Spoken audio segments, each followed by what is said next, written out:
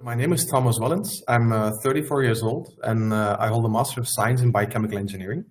And I currently work as a Senior Policy Advisor for the Environment for the Cabinet of the Vice Governors of the province of Antwerp in Belgium.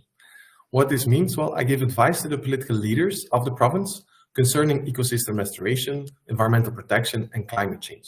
And the red thread throughout my job is nature-based solutions. Well, as an environmental policy advisor, my job comprises of many different assignments. My main task is to make sure that our vice governors, the decision makers of the province, the politicians, use fact-based science and objective truths in their policy decisions. For example, in the management of waterways, in the forest conservation, and in the landscape management. On top of that, I also try to form a link between the local, the provincial, the Flemish, and the European governments, as well as NGOs and the private sector.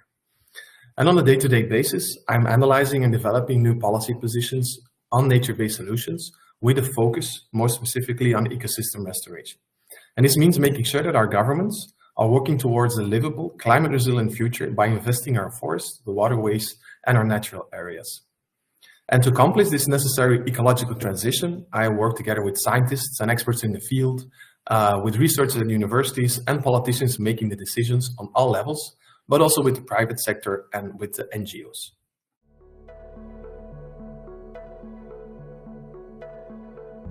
I always smile when people ask me that question because I will give an answer that most people will also give. It's David Attenborough. He's one of the most famous and well-spoken science educators and documentary makers, but he's been a true inspiration for me. Because in his early career, he showed what natural wonders are on our planet, but later on he became also an important advocate for restoring biodiversity, mitigating climate change, and also to protect those natural wonders that he showed so well in these documentaries. And one quote of Mr. Attenborough has stuck with me since the day I heard it. It seems to me that the natural world is the greatest source of excitement, the greatest source of visual beauty. It is the greatest source of intellectual interest. It is the greatest source of so much in life that makes life worth living. And that actually encompasses everything that I feel and why I work in the NBS sector is because nature is nature. It has an intrinsic value and intrinsic beauty, but it's also a really interesting source for our intellectual interest and for our future technology and our future life on Earth.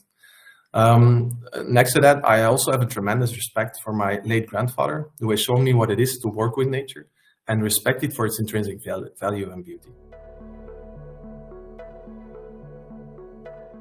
I don't really have a typical working day, but I can give you some examples so you get an insight in how my working week looks like. But most of the time I speak, negotiate, and work together with a lot of different stakeholders with different backgrounds. And to prepare those meetings, I research new scientific insights to incorporate in my policy advice. And I also consult with and steer our provincial employees. I follow up on the management of the entire environmental department, which employs around 350 people. And they have a 6-year budget. 6 years is the timeline of legislation in the province of around 300 million euros. And but one of my favorite moments in the week is when I can now go on the terrain and visit one of our projects. I put on my boots and my raincoat because in Belgium it rains a lot, and I visit one of our river valleys where we are restoring the natural flow of the river, or when we're planting a new forest, and it's mostly in November, December, and January. And I love forests, so I love going to those planting events. I also talk with our experts on the terrain, and I try to follow up to make sure that the project succeeds. And yeah, being on the terrain is one of my favorite moments of the week because I can really see the work that I do on paper really rewarding on the terrain and really becoming something. And in short, I have to filter a lot of information from different experts, from partners. I have to summarize it and communicate it in a way that my bosses, the politicians, the vice governors, understand it in an order to make sound decisions. During my working hours, but also in my time as a local politician, I give webinars, I make presentations, and I write articles to communicate about how NBS and ecosystem restoration can help us, society, transform towards a durable and environmentally friendly future.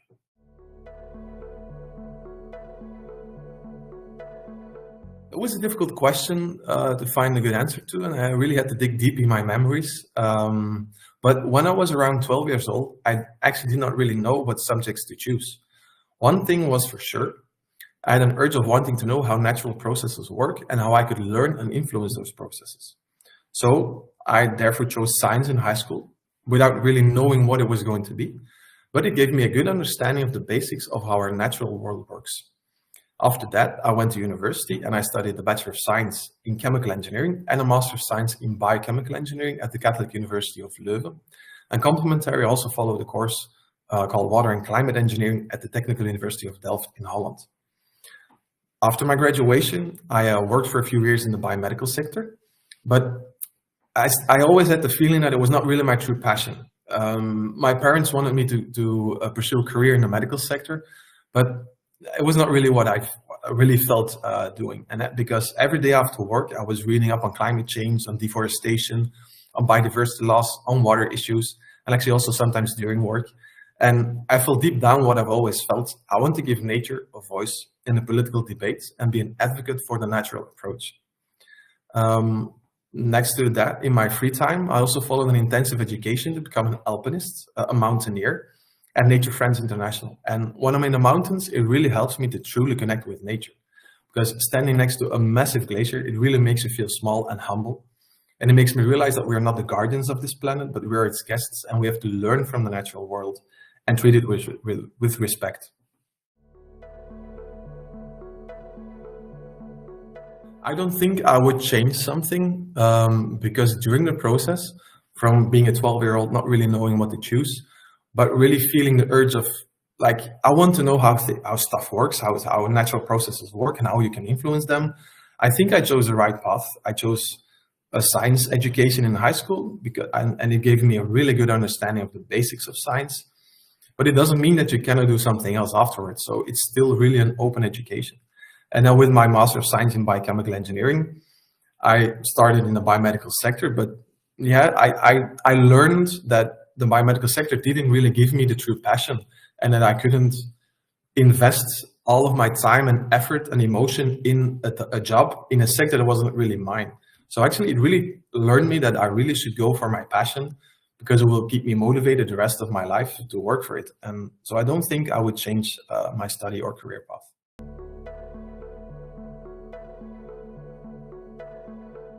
In my free time, I try to climb some mountains in the Alps and in other places. And that really helped me that really helped me to realize the power of nature and that we are the guardians of this planet. That we're not the guardians of this planet, but we are its guests. And that we really have to respect nature, what it is, and use it to our benefit. Nature provides us with a lot of different solutions. So being an alpinist, climbing those glaciers, climbing those mountains, being in contact with the true wild nature, it really helped me understand that it was a job that I wanted to do. So it took me around 4 years to become an alpinist. And during the course of that education, I learned how to read maps, I learned how to use compasses, I learned how to read the weather, learned how to read nature, I learned how technical equipment works in the mountains. I learned how to save people when something goes wrong. I also learned how to work together with people, with a lot of different people with different backgrounds and different levels of experience in the mountains. And that really helped me develop my skills that I can now use in my day-to-day job.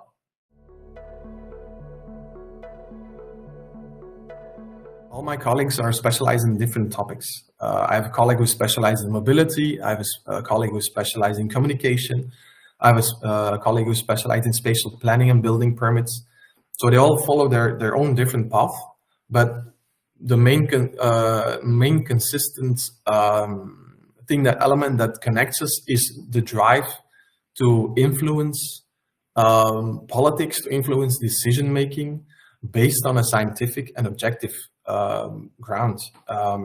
So we make decisions not based on emotion but on a rationale, and we can really let our society improve every step of the way. So we all have different backgrounds, but we have the same common goal, and that's really what connects us.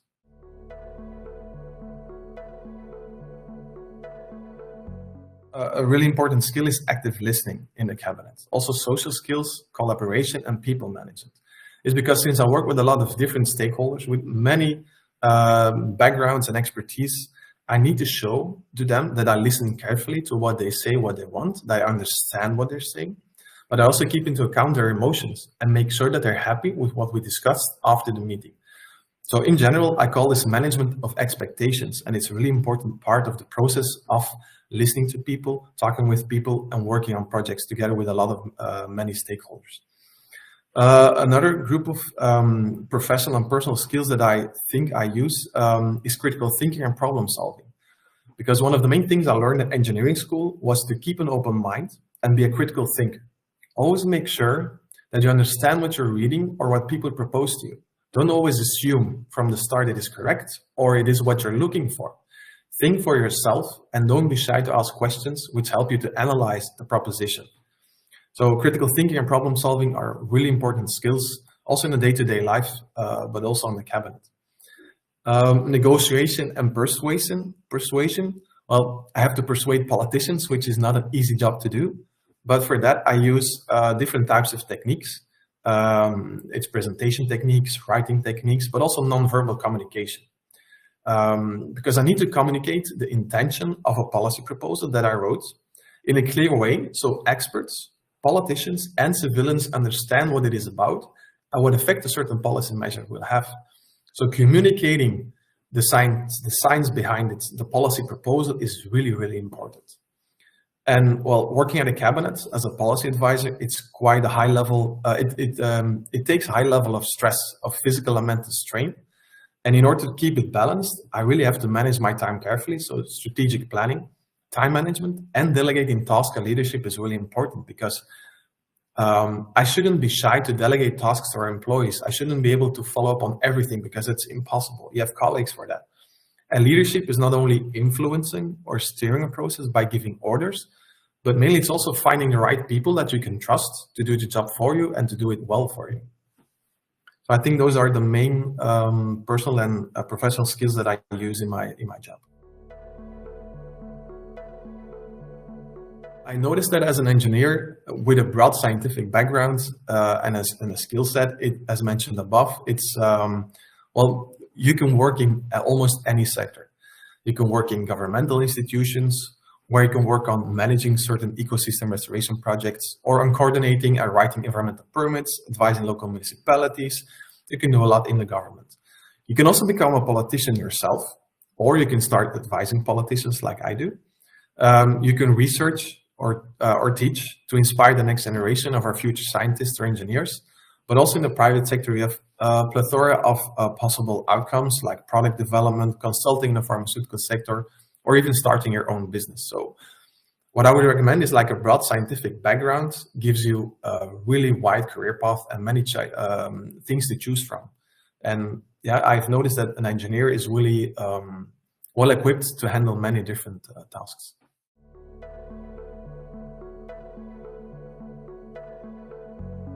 Harnessing the power of nature is an extremely potent approach to deal with biodiversity loss and changing climate, but the main challenge is it is still not widely used and accepted by our politicians and companies.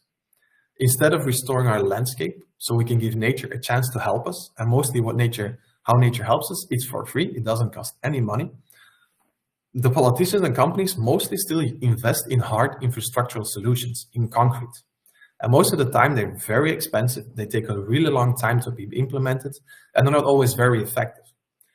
And this is partly because society is not fully aware of what NBS is and what they can do. So my main challenge in my job is to make sure that the decision makers, the politicians, the companies, the people, the civilians are aware of nature-based solutions and ecosystem restoration as a really powerful tool to help combat climate change and prevent biodiversity loss.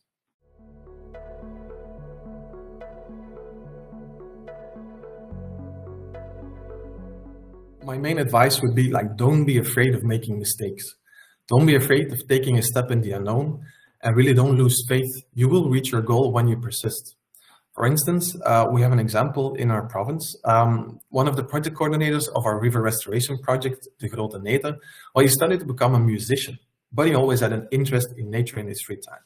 And after working for 5 years at university, he decided to switch careers and focus on learning more about nature and science, and he applied for the river restoration job. With his background as a project manager in the music world, he had enough skills so he could do the river restoration project job. So it is never too late to choose a STEM or an NBS career. But to have the most chance, I would advise studying something like engineering with a broad scientific background, it gives you a really broad understanding of different scientific fields and a wide array of possible career paths. But mainly remember, passion, commitment, and hard work are essential to achieving your goals and dreams. And you have to be invested in what you do and try to aim to become the best. And those things can only happen when you're doing a job that you really like, that you feel passionate for. So that would be my advice to our future STEM careers.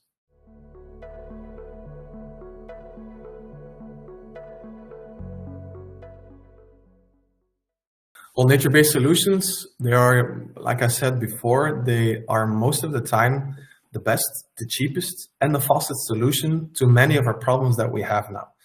To droughts, or to excess water and flooding, to forest fires, to all those, or to biodiversity loss. Nature provides us with techniques and tools that it has been developing for millions of years, way longer than we humans have been here on Earth. And for instance, one of the best CO2 capturing devices, technologies, are trees.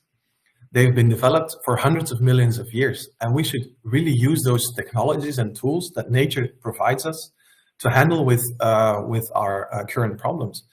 And it's really for free. For instance, an example that I always give to civilians asking questions, why are you investing in letting a river flow naturally to meander through the landscape? Why can't it be straight? Well, when we let a river meander through the landscape, it has more buffer volume. There are more slow and faster areas in the water flow, so it's for the fishes. They can grow up there in the slower parts. There's more space for plants to grow. It will infiltrate more water in the ground, so we are more secure against drought periods in the summer, which will increase because the last few years in Flanders we've had a lot of dry periods. But then on the other hand, this summer was the wettest summer in history in Flanders. We had a lot of flooding also in Wallonia, in the south of Belgium. And well, nature-based solutions can really provide with a solution there, because a really big issue in Wallonia was that there are a lot of plantations of monoculture trees. And they're, all those needles, they were mostly needle pin trees, they cover the soil, so the water cannot really infiltrate. So when we cut those trees and we change them by broadleaf trees and give it back to nature like it was intended to be, like in a natural forest, then the water will infiltrate more and we're more protected against flooding. And we don't have to invest in concrete or in big flooding areas. We just have to work together with nature. And most of the time, nature does it for free. So that's why I think nature-based solutions are one of the most important tools to our disposal to combat climate change and biodiversity loss.